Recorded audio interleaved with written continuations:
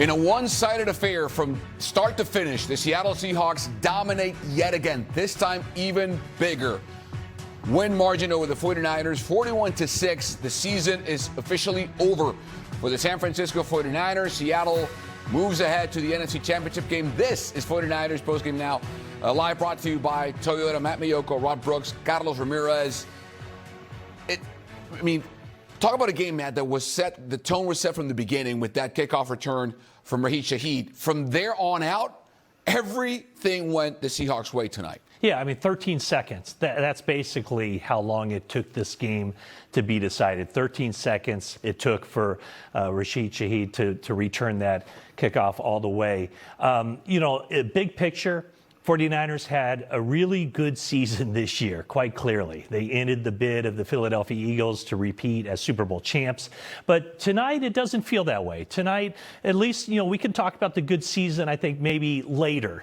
Because right now, they got manhandled. And that had to be a huge disappointment for them because they had done well enough and they felt like they were going into this game with some momentum where they could achieve what many would have considered the impossible. And they absolutely got manhandled in this game, and that was a huge disappointment. It was an extension of what we saw in Week 18, where the Niners got beat on both lines of scrimmage.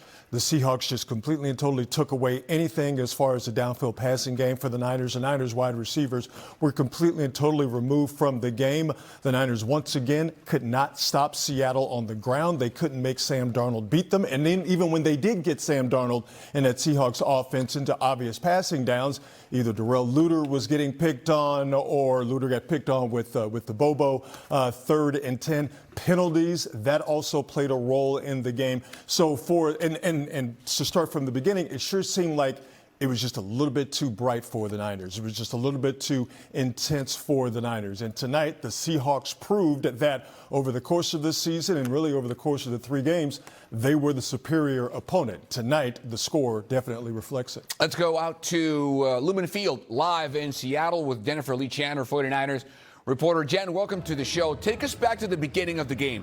How did Lumen Field feel after that Rashid Shaheed kickoff return, and did the momentum ever wane down after that?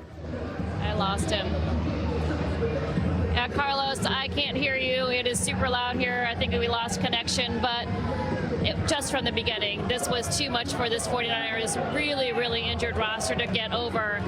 There were quite a few Seahawks fans just so loud, and throughout the entire game, it didn't matter whether it was a blowout or not, but the 49ers just could not keep up. This was a season where, it was a scrappy team that really outperformed expectations after losing Nick Bosa and Fred Warner. So not a shocker that this ended up this way. It's kind of a surprise that they lasted as long as they did and playing as well as they did for so long. Jennifer, how do you sum up, let's see if you can hear me now, how do you sum up the season for the 49ers, if you can hear me? I can't hear you. It was for what they had to work with. Kyle Shanahan, again, is in the mix for Coach of the Year. Robert Saleh is in the mix for another head coaching position. What they did with who they had on the roster, you go down the laundry list of players that have been injured at least at some point during this game, and it's a surprise that they made it this far. Now, I believe that they had a chance tonight, but they absolutely showed that they did not have a chance, and I think it just started with such a huge play by the Seattle Seahawks, that kickoff return for a touchdown, and then the 49ers could never get any momentum going. They did not have a spark at all. A touchdown, a turnover, some sort of big play would have kind of sparked the momentum. They did get a stop here and there, but really just no momentum, no life from this 49ers team that we've seen have so much life throughout this season.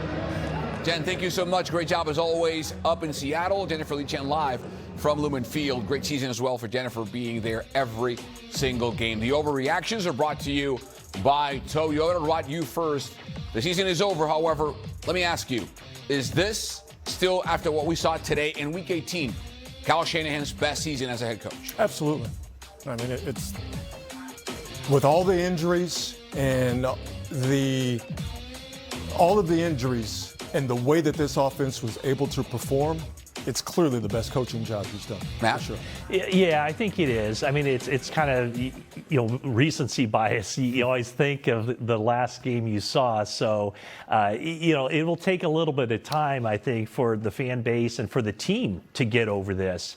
And I think it'll take a while for, the players to look back on this season fondly. But, I think when you do take a step back and you look at what they did, 12-5 during the regular season, going on the road and winning a playoff game, to make it that far, I just think that they felt like, they just could have been a heck of a lot more competitive here in this game at Seattle. He kept the team engaged. He kept the team believing over the course of the regular season with all the injuries. I do have one complaint and one request.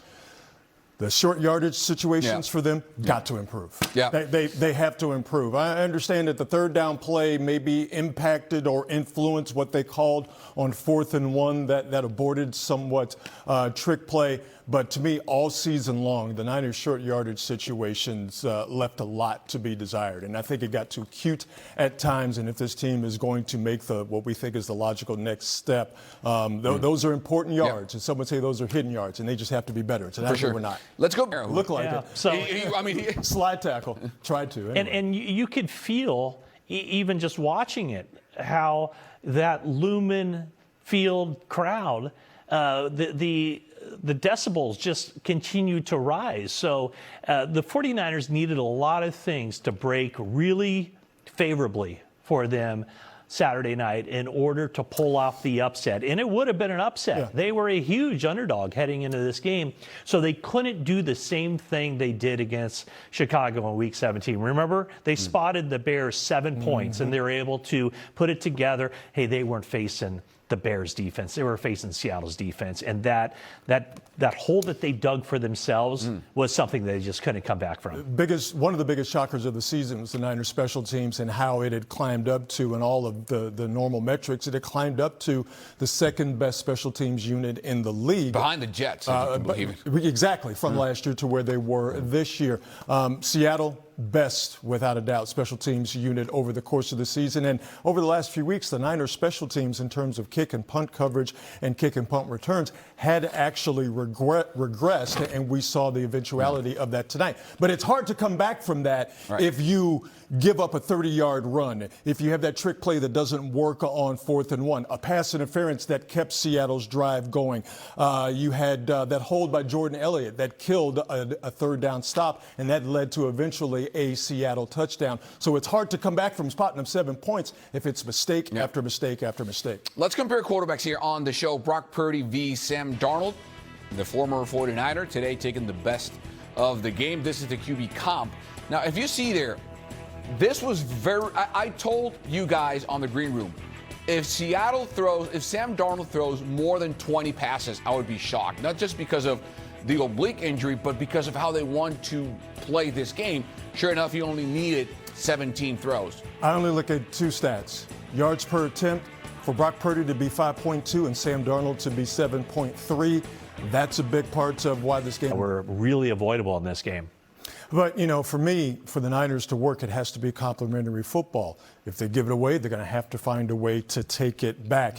And, when it was a one-score game or a two-score game, a 10-point game, if the Niners are able to get a turnover out of Sam Darnold, again, we're talking about an if here, and that's a load-bearing wall in my argument. But if they get a turnover from Sam Darnold, they might be able to put themselves in a position to get a field goal or get a touchdown and make it a true one-score game. So the fact that they're unable to get a turnover off of a guy who's given 20 over the course of this season, the offense didn't do its job, but the defense has to chime in too. Let's focus on the defense. That's the Seattle defense for this game. They were, again, fantastic. This has the beginnings. It has the blueprint, Rod, of even though it's a different scheme, different coaching or coaching scenario, this to me has the potential to become yet another Legion of Boom kind of because of the